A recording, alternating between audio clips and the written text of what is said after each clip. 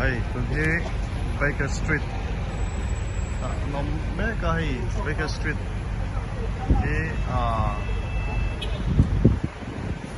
Baker Street. Ting lama pia in Vilrua. Sherlock Holmes. So na po yan ay Sherlock Holmes. Quý Mỹ and Baker Street Station.